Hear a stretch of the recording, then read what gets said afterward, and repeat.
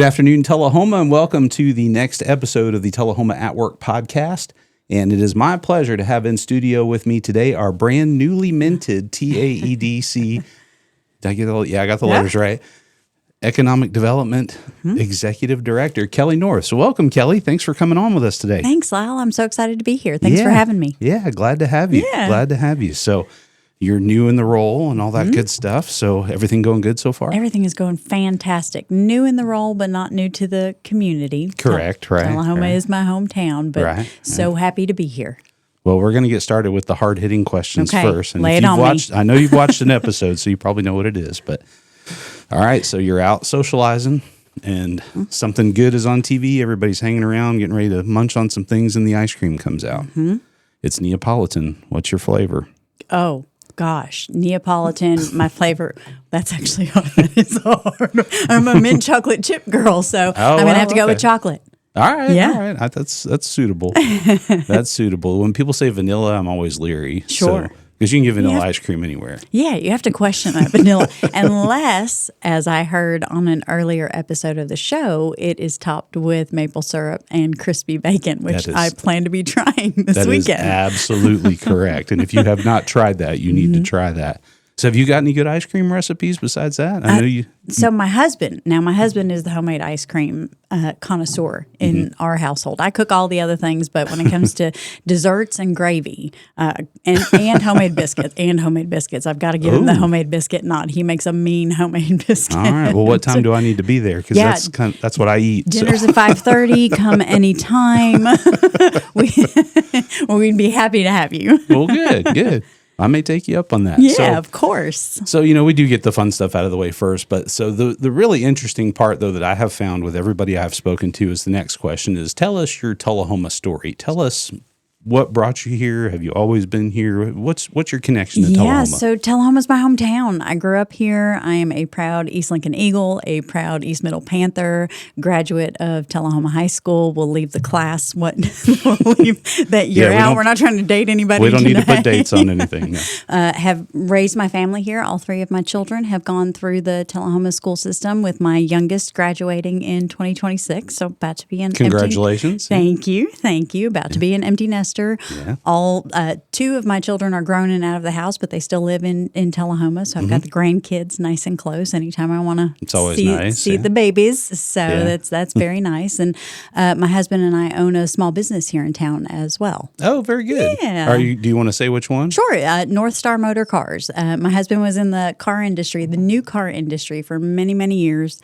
Came home one day and says, "You know what? I think I want to give it a go and try it on my own." I said, "Okay, let's give it a try." And 10 years later, we're still rocking and rolling over on Carroll Street. Well, that's interesting enough in itself, because being in economic development, and of course, also being a business owner in town. I mean, economic development, it's not just a job for you. It's literally a family investment. It absolutely is. Ironically enough, I have my bachelor's degree in entrepreneurship. So I'm small business at heart, and whatever we can do to promote and support the small business community, whether that's in my role in economic development or just in my role as a citizen within the city of Tullahoma, I'm a shop local girl and want to do everything that I can to support small business. Yeah, very good. And you probably are thinking at home, wow, where can I shop local? Well, please shop local. Go out and look around. You know, as we all use Amazon. I mean, I'm big on that too. But at the same time, there are certain things that, I happen to know where I go buy my shoes or where I go buy my electronics or something like that. Absolutely. And anytime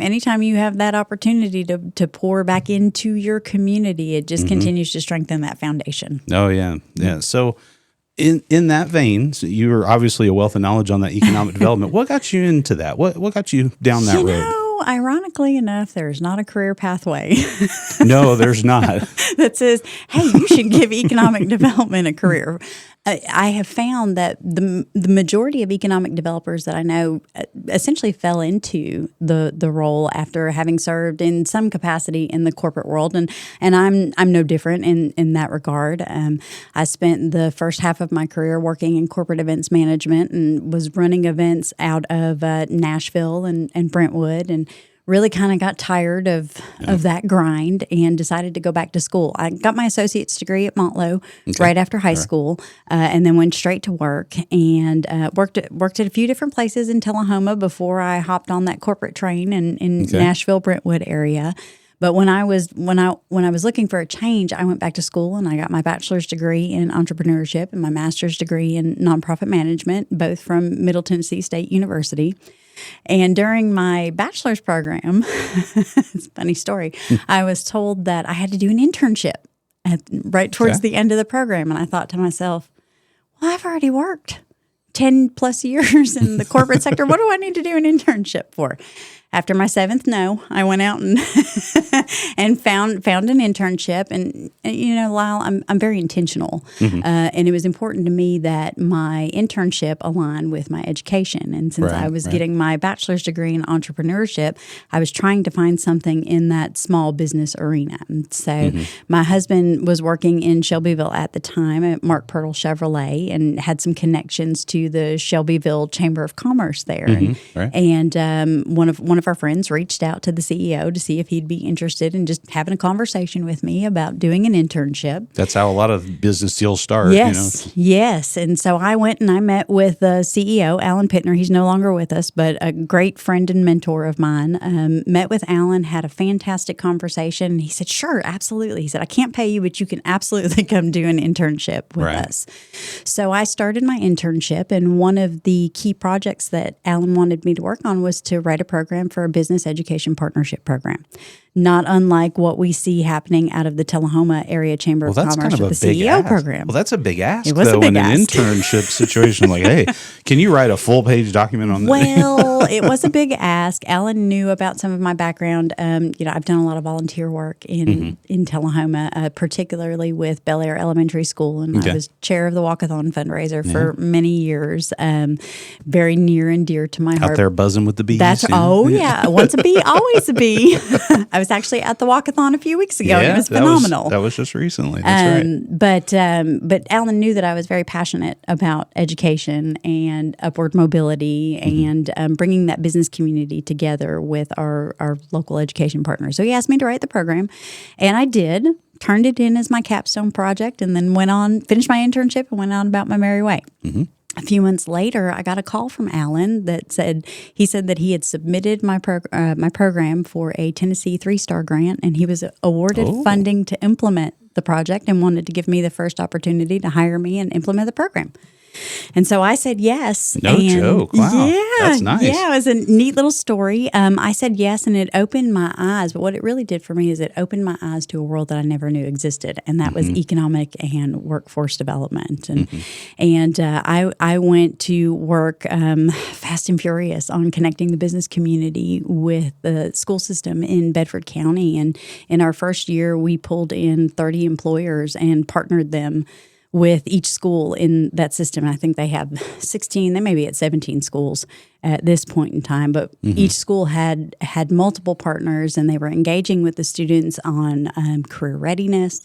They were helping them prepare for job interviews. They were doing mock interviews with the students. They were introducing them to those pathways that, you know, as a student, as a kid, you can drive by a business and see the bright, shiny sign, but have no idea. Not a clue what they do in there. What goes on in there. Not a clue.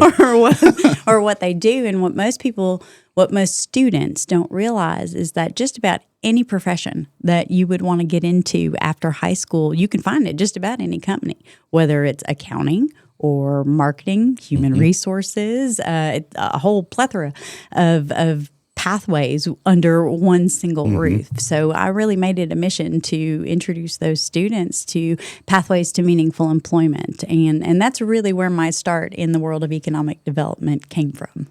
Interesting. Yeah. And you mentioned I've been reading quite a bit about this just out of hobby and interest in general. And you mentioned that connection to education. Yes. And one of the things I found a really interesting infographic, if you will. And when I'll find it and I'll post it in here in just a second so you can see it. But it talks about a 20th century economic development model and a 21st century economic development model. And one of the big tenets in that is to focus on partnerships with education. Yes. And I would assume when you say education, I mean, that's not just talking about Motlow or necessarily TCAT, which are both great partners, but you'd have to go backwards into high school and maybe even to middle school, I think, at some point. Even further. Wow. When it comes right down to it, you have to think about those partnerships in education from cradle to grave. Okay. And so I don't know. I know Dr. Stevens and her team do a phenomenal job of putting the emphasis on early childhood education, but even things such as your reading scores and your third grade reading level and your third grade math level play a role in how you're able to perform later on in not just your secondary career, but your post-secondary education careers too. So when I left Bedford County, we were doing things such as Future Ready Fridays, where professionals were coming into the elementary schools and they were just engaging with the students, talking to them about what it was like to be a police officer or a firefighter, a nurse, your basic like a career day type. Careers. Right. Yeah, like a career day. But when you got to the middle school level, we were doing much more intentionally focused work. And so all the middle school students had to do an interest inventory and an aptitude survey to kind of align where their interest and their aptitude met and which careers fit that. Right.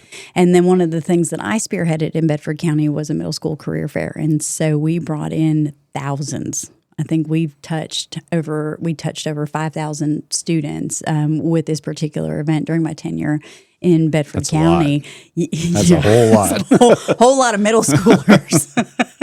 And that is the toughest age to get even to pay attention to something. So it is. And so we brought them in for a day of immersive learning, and they weren't just going booth by booth and talking to folks. They were seeing the police department would put together a crime scene. We had masonry workers that would come in and allow students to lay brick on site. Oh, that's cool. Some of the advanced manufacturers would bring in robots and teach the students how to work on those robots. And it was all about planting the seed. And for those students in Bedford County, a few weeks after that career fair, they would go on to make their course selections for high school. So the goal was really to try to help them make informed decisions.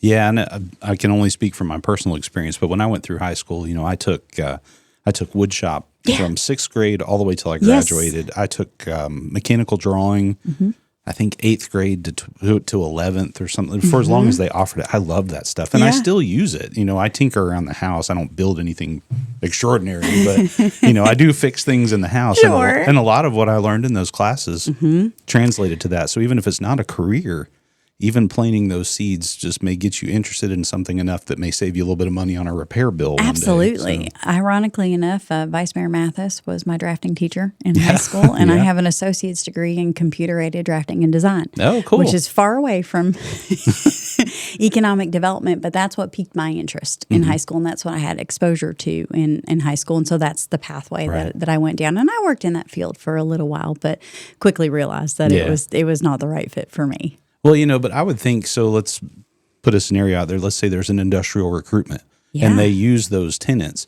You having some exposure to that is going to give you a leg up on possibly recruiting that company to here because you speak their language. Certainly. You know what they're saying. Certainly. And when you have conversations with economic developers now, when you hear talk about economic development, you hear it synonymously with workforce development, because if you don't have a workforce with the right skills, it makes it exceptionally difficult to recruit certain companies to your area. And so that's why everything that we do in terms of recruitment needs to be strategic and it needs to be intentional, right? So we want to make sure that we're not trying to recruit a company that we don't have a workforce that could support it, because we'll never land that. Yeah. Well, not only that, even if they did decide to come here, it'd be hard to survive if they can't find employees to work. So, and we certainly don't want any companies failing, and we certainly don't want them failing because they can't find workers to work on their floors or in their shops or whatever the case may be. Correct. Yeah. No, that's a very good point. So now you've been here in Tullahoma for a little over a month now, I think it is, or pretty close to it. Yep.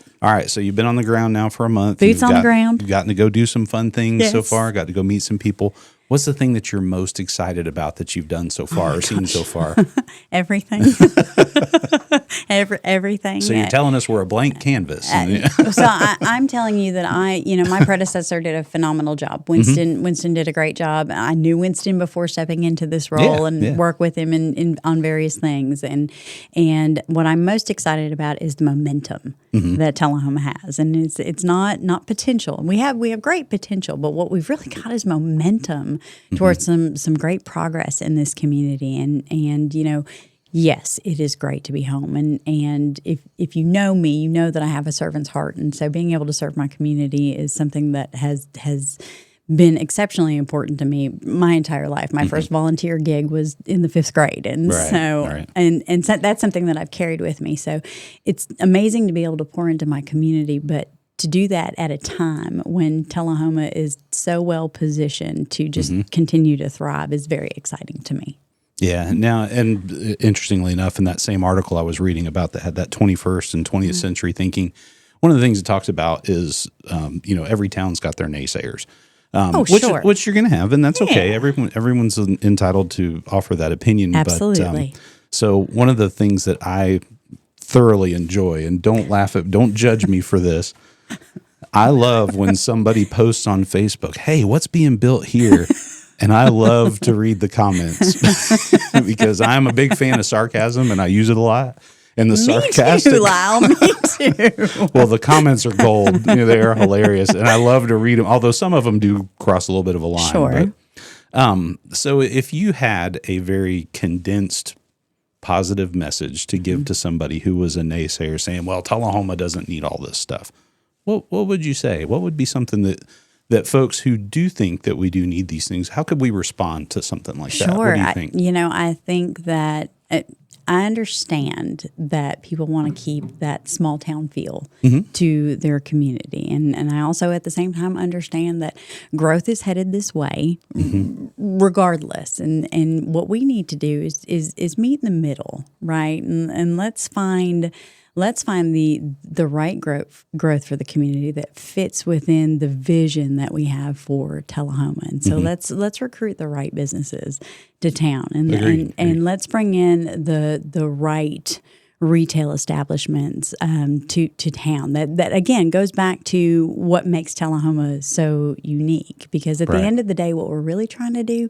is build quality of life. Exactly. Right. We're trying to build a community where people want to live, where they want to invest in their business, and where they want to spend the rest of their lives and be proud to call Tullahoma home.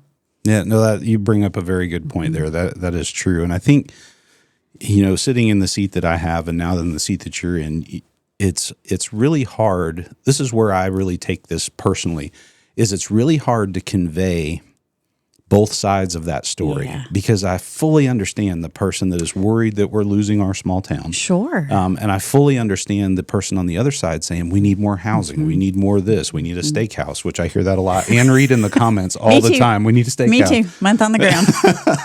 I'm on it. I'm working on it. You heard it here first. She's working on it. But, I see both sides of that. And when I first took this role, like we were talking about before we went on, we have never done, in my opinion, and it's not anybody's fault, it's just we've never really done a good job of telling our story. Sure. And I think when we get some of these really dug in the sand, I am not moving from my position arguments, I think that's a lack of conveying the story. Yes, agreed. Yeah. And so I take that personally because that's my job. I'm the storyteller. That's why we're here. But at the same time, that plays a big role in economic development. It does. So. It absolutely does. I mean, we have to, I have to tell the story about who Tullahoma is from a recruitment perspective, right? When I'm out trying to recruit new industry or recruit retail to the community, I have to talk about, the amazing quality of life that you find here, the opportunities for advancement for our people here, the fact that we're a medical hub, we're an innovation hub. So I'm active. I'm always actively moving forward in that storytelling perspective. But you make such great points about the folks who live here who don't necessarily want to see a lot of change come to the community to disrupt what we've all known and loved for so many years. And the goal really is to keep that small town charm, but still give you the amenities that you would like to have that make the quality of life and the quality of place in Tullahoma so phenomenal. Yeah, and I hate to be the person that points out the obvious, but if you've ever driven on, is it 231 that goes to Murfreesboro? Yes, okay, 231. So I usually, when I go to Murfreesboro, I'll take the bypass that will go around and then go to that. You can see the growth from the Murfreesboro side coming towards Shelbyville. Yes. And they are not that far apart. No. There is a lot of space between there, but if you drive through there, you'll see commercial property for sale. This is for sale, zoning, expansion here, and all these signs that talk about these places along that road. I think growth is a good thing, of course, but at the same time, it's coming whether you like it or not. Yes. And so the best thing, and agree with me or disagree with me if you think I'm wrong, the best thing is to be proactive in the decision-making side of it before it gets here. You're 100% spot on. And that's it. We have to take a proactive approach to how we grow. So that way, 5 years down the road, we're not being reactive and caught off guard. So you're absolutely right. We've got to be proactive in the way that we grow. And that goes back to some of the intentionality that I mentioned earlier on in the show is, I'm intentional as a person, but we've got to be intentional as a community on how we attract and recruit what we want to this community. Yeah, that's good. No, that's going to be the hardest question I'm going to ask you in the whole thing. Because I can throw me some more curveballs. All right, well, I might do that depending on how you answer some of these. So, so you again month in the role. Yeah. When you came in, this would be an if or a, what was it like then? What was it like now from just a month ago? When you came into the role, when you were interviewing and you found out you got it, you probably had some thoughts in your mind. These are going to be my priorities on day one. This is like when the president gets elected on day one. This is what I'm going to do. So now here we're 30 plus days into it. Has your plan held, or have you had to shift gears? Are you still on that priority role? No, my plan is held. It was very important to me. We've spent a lot of the show this morning talking about recruiting new things, but the reality, my number one priority is business retention.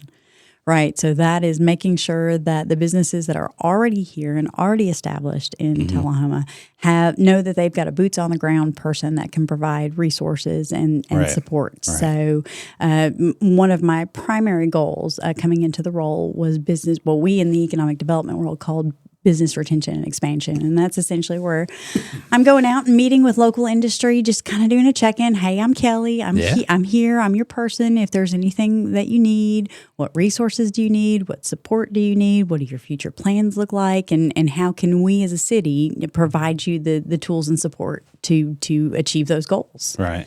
So, and I'm glad to hear you say, too, that you do that in person because I have fallen into that trap of, I sent an email. Yeah. You didn't get it. I mean, we do live in that electronic world, and that's what everybody gets now is email. But at the same time, that face-to-face human connection is so important, and I have had to relearn that now. And so I would imagine in your world, it's probably doubly important. It's critical. So. It's critical. I need these companies in town to be able to associate a name with a face. I need them to know who to call when they've got a challenge arise or if they need some advocacy or support. The Chamber does a fantastic job supporting a local business in this community, and I look at that from a little bit different perspective. So I'm looking at these industries and I'm thinking, okay, how can we take advantage of the incentives that are offered at the state level? How can we tap into some grant funding that's going to help support your training needs for your employees? And so I'm looking at it from a little bit of a different perspective when we talk about support and resources. I'm all about bringing as much as much money to the table for our businesses as I can to help them grow because I want them to stay here. That's a fair statement, I think. So. Well, you mentioned something too in that you said that, the challenges that they face. So again, I know only 30 days here, but can you share some of the challenges you've seen so far? Workforce. Yeah. Availability, skills, workforce availability, technical knowledge, workforce availability that's associated with certain skills, and this is not singular to Tullahoma. This is happening in just about every community in Middle Tennessee that I've had an opportunity to interact with. But we're talking about those skilled trades, right? So workforce machinists. welders, electricians, plumbers, and I have a little bit of a CTE background. My oldest son has a CDL. He works in construction.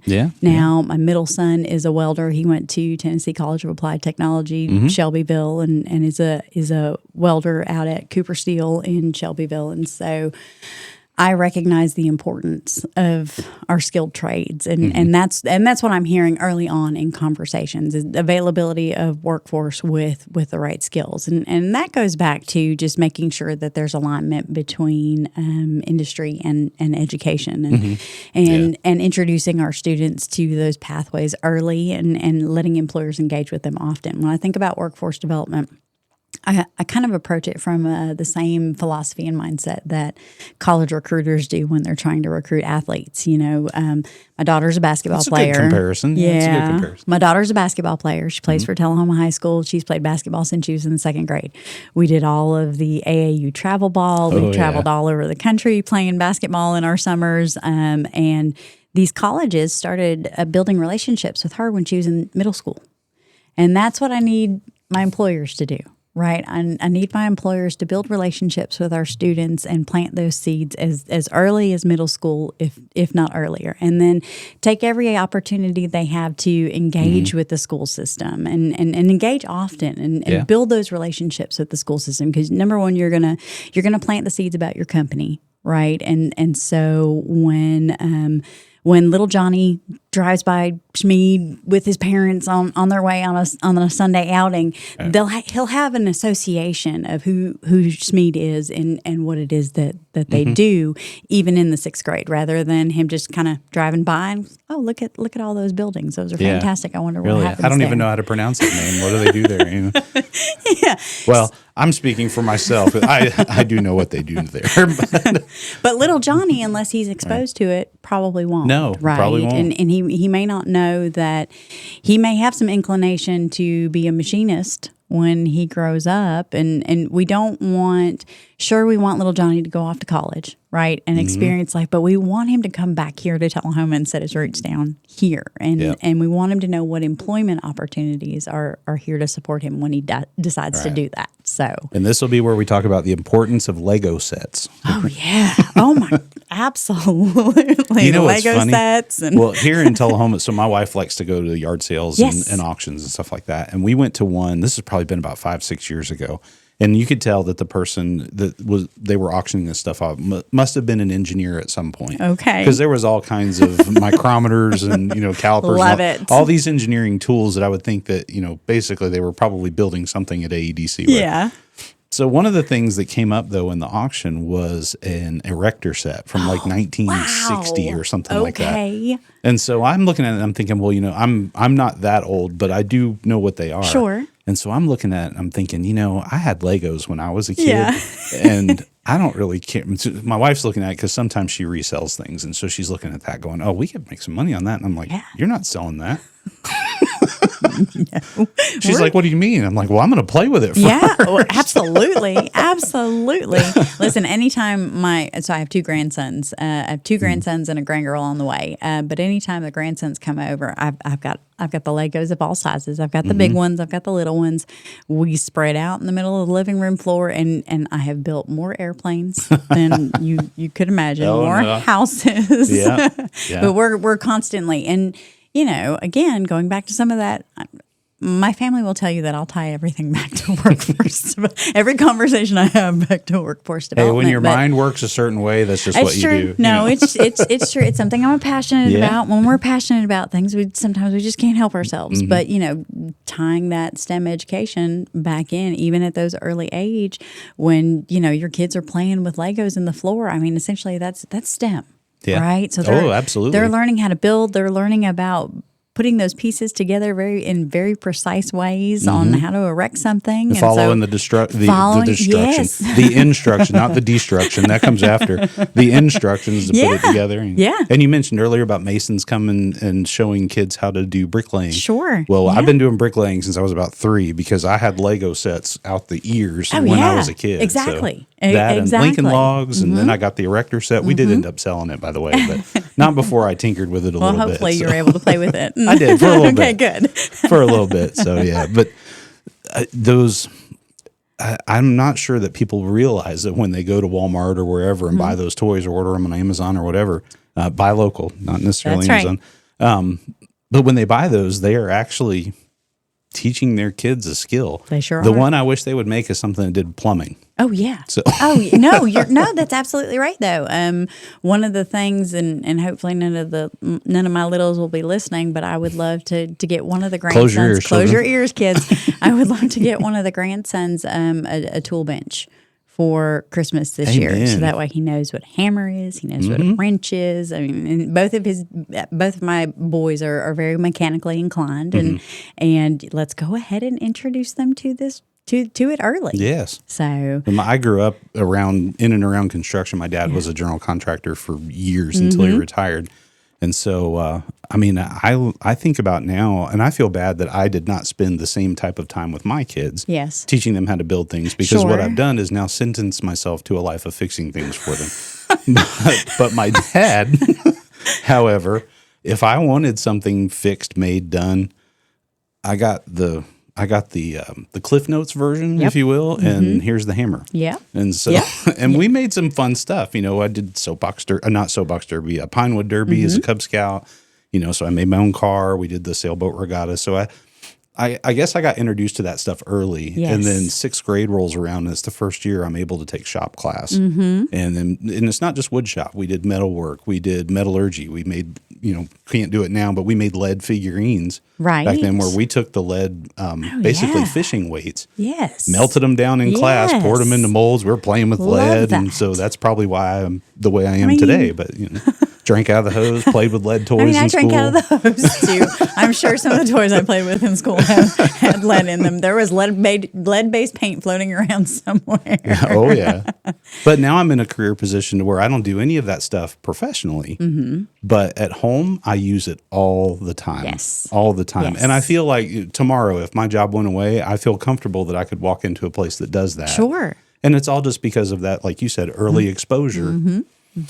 Granted, unless there's somebody out there hiring for a professional Lego builder, I'm your guy. I will write the letter of recommendation. There we go. Yeah. That's sweet. You haven't even seen any of my sets yet. I know, but I know they're going to be good. Well, so like I said, those were going to be the hard questions. So let's get a fun one here. Okay. Let's say, well, no, so this will be a fun one, but you talked about Tullahoma being in a momentum phase, unique community, and so on. What are some of the things that you have found, obviously living here and now working here, what are the things that you find unique about Tullahoma that would make a business want to come here? Sure. I'll tell you one of the things that I love the most about Tullahoma, and it's its sense of community.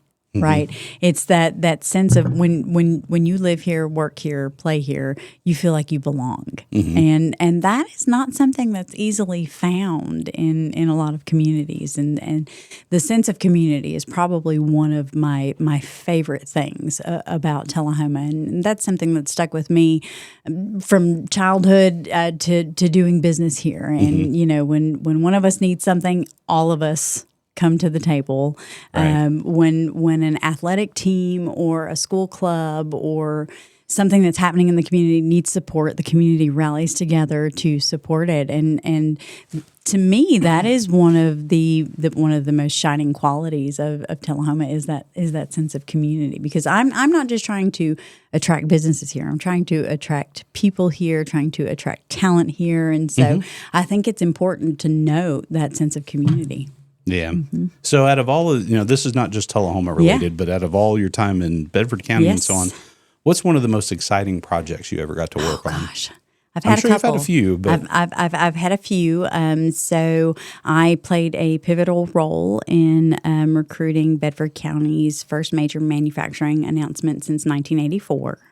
We did that in 2021. We recruited Duxon Electera North America to Bedford County, and that was they manufacture a component for electric vehicle batteries, and they Thank you for saying that, because that'd be one of the ones I'd drive by and go, wonder what they do there. That's exactly what they do there.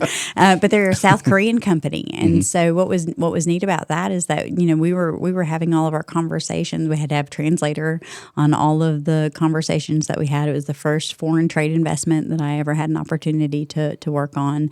When it was 8 a.m. in South Korea, it was 6 p.m. in Bedford County, and so we were having those late night phone calls trying to negotiate the deal and make sure that they had everything that they needed to land, and that was a $95 million capital investment into the facility in Bedford County, and it created 101 new jobs, which will essentially be generational changing for that community. Oh, I can imagine. Yeah, because you'll have people that third or fourth generation will have started there.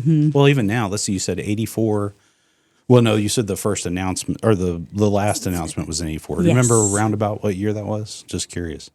When they came to Tennessee, that company. Which one? The new one, or the South Korean company that makes the car parts? Oh, they came in 2020. Let's see, they just did we recruited them in 2021, and they did their grand opening in 2023. Oh, so this is like in the last couple of years. This is in the last couple of years. So that's even a bigger spread. So let's say 2022 back to 1984, and we're getting back into when I first started collecting baseball cards in 1984. Yes. So that's going back a little ways. And the one before that, the one that happened in 84 was Calsonic. So I'm sure most of our viewers will be real familiar with Calsonic, which is now Morelli. But it was Calsonic, and so huge deal for that community. They have the workforce that supports it, right? And they created a higher wage job than what the average wage was for Bedford County. So it was really unique to be a part of. When I talk about my economic development experience, so much of it until now really draws on my time in Bedford County, because I spent the last 10 years there. But probably the most meaningful project that I worked on, we had a mass layoff that happened in Bedford County in 2023. And as part of my role in workforce development, doing these business retention and expansion visits, and this is where that business retention and expansion becomes so important. That's where I learned that they were getting ready to do a mass layoff. So getting that information and that insight early on allowed me to coordinate with the state of Tennessee to accelerate the rapid response that the state has. And so we brought in, and so many of those folks, Lyle, they had worked at that company for 30 years. Oh, I know. 40 years. Well, you remember it's similar to like when Wilson Sporting Goods was here in Tullahoma, similar thing. And, that there were a lot of husbands and wives that worked there, so their insurance was tied into their employment. And, it was 67 employees, which doesn't sound like a lot, but you think about the ripple effect that has on families, on a community. And I'm proud to say that we brought in local employers to do job fairs, that we were able to bring resources to the table, such as post-secondary education and training for those folks that wanted to upskill. We brought health insurance providers. We brought the unemployment office in. And at the end of the day, we were able to place 90% of the folks that wanted a job into higher wage employment in Bedford County, which is what they wanted. Wow, that's within 6 awesome. months. So, and for me, that impact is more, it's that intrinsic, right? That altruistic impact that you have there, and being able to help those families and being able to support those folks during what could have been a very detrimental time in their lives. Oh, yeah. And, and you're in that situation where, if you think about you were in their shoes on the other side of that coin, and that happens to you, gosh, I would want to know that there was at least somebody out there who was working on something towards trying to help me get out of this situation that I'm in. Granted, I've always been a little bit self-sufficient in that regard anyway, but a little help never hurts. That's right. And when you're talking about folks that have worked at the same place for 30, 40 years, and that's where they went to work in high school, and that's where they worked their entire careers, that is a life-changing event. That's a really life-changing event. Yeah. So I'm with you. If I were ever in that situation, I would want to know that there was somebody out there trying to help me. Oh, yeah. Most definitely. And that's what's funny about that, too, is that sometimes you may not even know that there's somebody out there trying to help you, because it's real easy to point back at, now, where the government says, well, the government is not helping me any. I think having worked now for a city government and then working for the federal government, AEDC, for a while, I have seen that while that is a little bit of a cynical response, I can tell you from personal experience that is not true. There are people out there behind the scenes that you will never meet and never know that are trying to help alleviate situations. So, you know, and I've seen it, and that's, again, goes back to that storytelling. You know, how do you tell that story? Sure. And that's difficult to do. So it is. Earlier, you said something earlier too that I find funny, because you said, you know, you never kind of shut off the economic development thought process. It's tough. My family gets, I don't want to say they get frustrated. They just, no, you can say it, because mine does. So I get it. Maybe they don't want to hear about economic and workforce development all day, every day. Well, but they indulge me. So. Like when I watch the news and I'll listen to something that a reporter says or some public information officer on the other side says, and I'm thinking, oh my gosh, I would have never said that. Why did they say that? They should have never said that. My boys had a running joke when my boys had a running joke when I was when I was working in Shelbyville, and Shelbyville has everything. They have everything in Shelbyville, because I was on such a wide variety of projects, and the things that I could talk about, I was excited to share with my family. We're a close knit, we're a tight family, so we've got a good line on what's going on in each other's lives, and so the boys had a running joke about Shelbyville having everything, and that has evolved to now Tullahoma has everything. So well, we do now that you're here. Well, apparently, we have everything. We have everything now. Except a steakhouse, and it'll say that in the comments, I'm sure. We'll get there. Promise we'll get there. Well, it's funny though that you say that, because I don't watch the news around my family, because I'm in that public information world, and when I see people say things, I'm like, oh. I would not have said. I would not want to be in your shoes tomorrow morning when you have to answer for that. So yes. So yeah, I can fully relate to the family saying, "Shut it off." Just shut it off. And they do. And I try to advise the kids, because my kids are 28, 21, and 17, and so I'll try to give them some workforce advice. There you go. And they're like, "Mom, we're good. Take it from Mom. We're good. Take it from Mom. It's all good, Mom. Appreciate it." You know, I think about people that, you know, I don't mean this to make light of it, but I mean, there's people out there who I see who lost their mothers when they were young. Yes.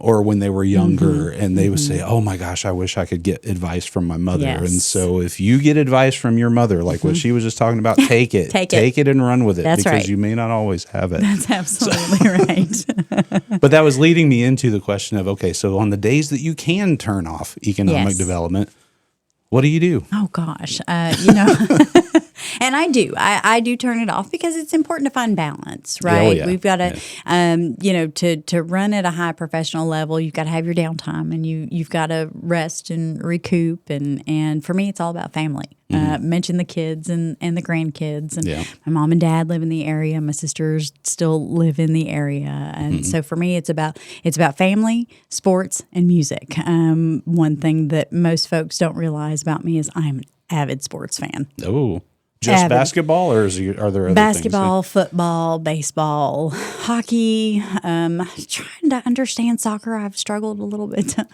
You're not the only one. Understand soccer, but I did follow the Tullahoma girls in their bid for a state run. Congratulations. Phenomenal to finish as that. I know it wasn't the outcome that those girls wanted, and I know a lot of those girls personally because they play ball with my daughter. You have a daughter in high school. Yes. My favorite sport though is women's college basketball. Hang on, let me rephrase, because I know my daughter's going to be watching this. My favorite thing to watch is the Tullahoma High School Lady Wildcats basketball team. Good save. And everything that they do. Good save. Love Coach Hibden, love the coaching staff, and they have been a phenomenal team the last several years. But when we're not watching high school basketball, we really love women's college basketball, and so we had an opportunity to go to the SEC tournament in Atlanta. Oh, wow. Last year during March Madness, and we watched Tennessee take on Texas, and oh gosh, who else did we watch? We watched the Fighting Irish. Oh, I can see Haley Van Lith. I can't remember what team she played for. I can't believe I can't remember it right now. But anyhow, we watched some good SEC basketball, and it was fantastic. It was a lot of fun. So good, yeah. That's one day if Tullahoma ever gets to that point, I would love to be able to host a large event like that here. Oh yeah. we've, at Parks and Rec, one of the things that we always tried to promote was quality of life. Yes. And we found that, and this is another thing that's unique to Tullahoma, if this ever helps with an economic development thing, we're one of the few parks departments that has adult sports. There are very few, if any, out there in the state of Tennessee besides us that offer adult baseball and adult basketball. Well, when I was at the National Night Out and JP's staff was set up at the National Night Out, I learned about adult basketball and I asked what I need, if it was co-ed, what I needed to do to start a team. Because I'm thinking, I've got my husband, my daughter, my two boys, and my one son's wife, and we've essentially got a quasi basketball team right there. You go. There you go. If you can get those grandkids eating a little bit more chicken, you can have a bench. Great. Maybe one day. But no, you're right, and I don't think that most folks realize that sports tourism is a huge driver for this community and so many others. I've spent many a night out at Wagner Park watching Little League baseball games. I've spent many a night or many a Saturday morning at the Frank Mullins football field. Both of my boys played. My daughter played Little League. She didn't start softball until she got to middle school. So she got down with the boys and played baseball with the boys. But sports tourism is a big deal and would love to see some larger tournaments come to Tullahoma one day. Well, in that same vein, in the Parks Department will correct me if I'm wrong here, but I think up to this date that we're recording, I think we've had 26 travel ball tournaments just this year. That's fantastic. It's the most we've ever had. And I know, JP and Jeff and those guys down there do a great job of working with those companies, bringing the teams here. There's one, it was either a 2 or 3 day tournament, had 42 teams, I think, and it was from out of state. And interestingly enough, one of those weekends is when we dedicated the Joe Moon Field at Wagner Park. And so we go out on the field to do the dedication ceremony, and I'm thinking, these are going to be kids from around here. There was a team from Georgia, and there was a team, I think, from Kentucky that were playing that day. So these kids had no idea who we were. And we're coming out there saying, hey, can we take over your field for about 15 minutes to do a dedication ceremony? I'm like, who are these clowns? I'm thinking it's your field, but yes, but at the same time, it was theirs because they were on it. That's right. But they were very gracious about it, and they even posed for the photo. And I'm sure a lot of them don't even know what they posed for. It was like, who are these people? and you know what's great about that, Lyle, is tourism is a driver of economic development. And I would not be an economic developer worth my salt if I didn't mention the impact that tourism has on local communities, because those are folks that are coming in from out of town, out of state, that you don't necessarily have to pay for, like public works services. You don't necessarily have to educate their kids. So your tax dollars aren't going to educate their kids, but they're spending money at our businesses. They're spending money at our restaurants. They're buying gas in our town. They're staying in our hotels. And all of those sales tax dollars are coming back to the city of Tullahoma. So, which I saw the numbers from last month, and we've had an increase in sales tax, which is always nice. And there's another story that I wish I was better at telling is how city finance works, because a lot of people will hear that and say, oh, well, that means we can pave 10 more miles of road.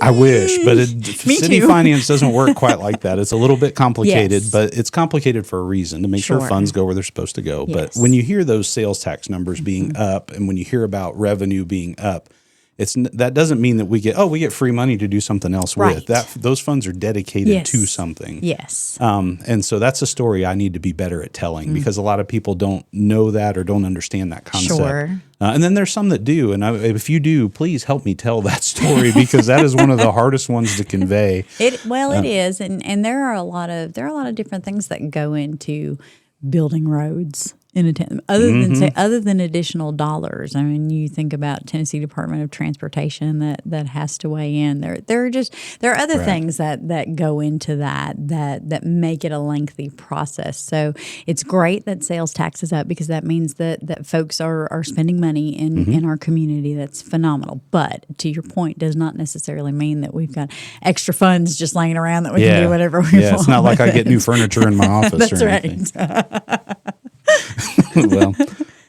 Maybe I might get a new chair. You never know. But new chair, that's not too bad. So the way that, but to go back to a little bit to what Parks and Rec was doing, when I was in that world, we used to read a lot of surveys. We'd get a lot of guest speakers at our conferences that would come in and talk about things that, what's the first touch point that a lot of people have when they come to a new town that maybe 5 years down the road they may consider moving there or moving their business there. And one of the biggest ones was sports tourism. Absolutely. If you traveled to Tullahoma from Georgia, like that one team did, one of those kids might say, you know what, we won that game there. And I had a really good time going out to eat and going, getting new shoes at Clayton's and then going to Ruby Tuesdays afterwards or something like that.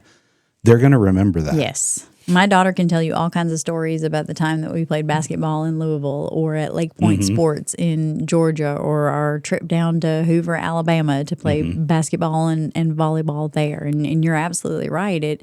It plants a seed, and I think that she'll take those things into consideration as she's deciding where she wants to put roots down later in life. Yeah. Although I'm going to do what I can to pull her back into Although not even necessarily putting down like permanent roots, but even just going to college. Sure. Yeah. Because we have Motlow right down the road here, and UTSI is not even a stone's throw from us in the other direction.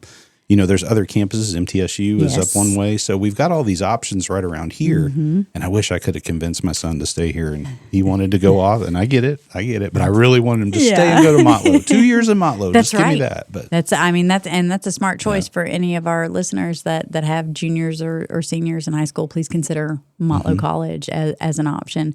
Take advantage of the great things that the state of Tennessee has done in providing free tuition for the first 2 years. I did. I went back on that Adult Reconnect program. That's how I got my degree. It's fantastic. That is fantastic. Without it, I would have never gotten it. Sure. So, and that was completely free to me, and it was easy to take advantage of. I just had to fill out the forms and do the few things that they needed me to do, and it was very simple. And then on the obverse, after I got through the navigating the state side, getting to the Motlow side and navigating through their process to get enrolled was probably the second easiest thing I've ever done. It is. It's super simple. Yeah. So if you're wondering about something like that right here in town, I mean, you don't even have to drive more than 15 minutes. That's right. And in my case, I didn't drive at all. I did it all online. And for a world-class education.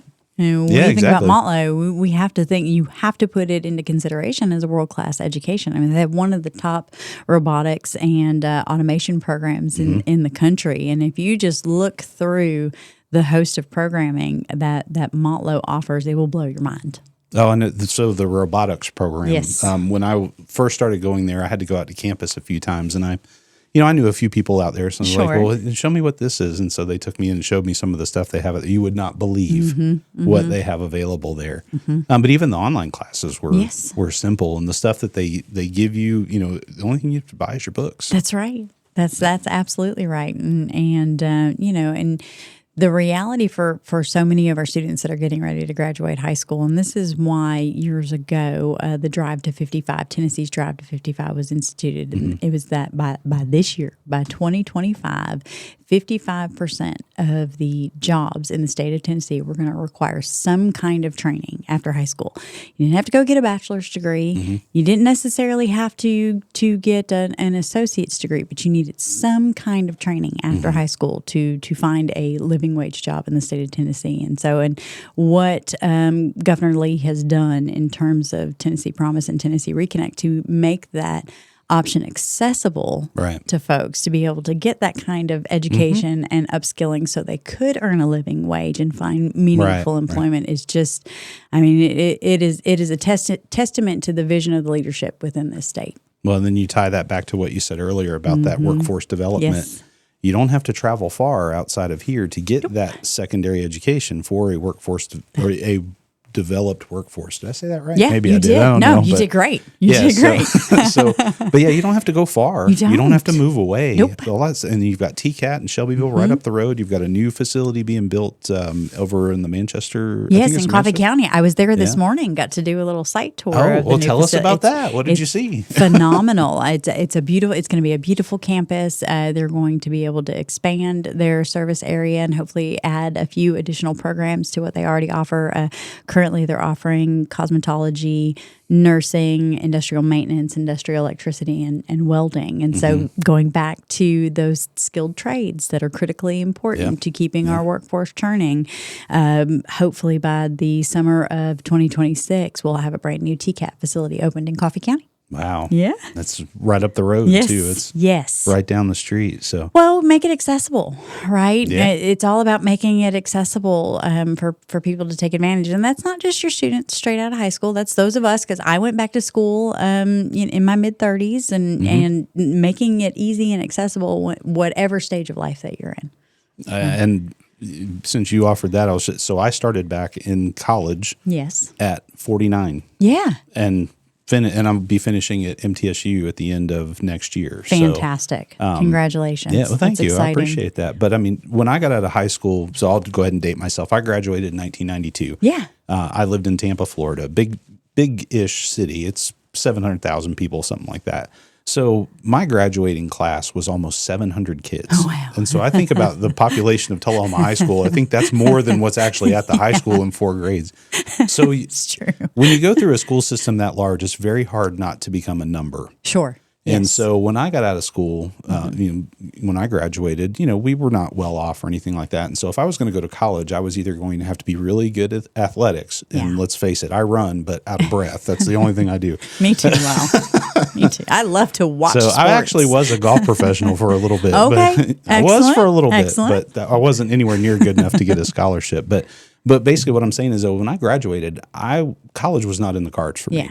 I had to go right into the workforce, Sure. and I'm okay with that Sure. because the experience that I gained, I can't replace it, and you Yeah. can't teach it. You can't. No, that's right. So there's going to be some kids out there that maybe school is just not for them, Yes. and that's okay because I went that route too. But it doesn't have to be that way forever Yes. because, that's like right. you said, you went back in your 30s. I went back at almost the turn of my century here, and My mother she'll probably kill me for saying this, but I'm going to say it anyway because she's Say my it mom and anyway. she loves me. But she went back to Motlow at 60 and Mom, yeah, that's awesome. I know. Mom's a rock star. Mom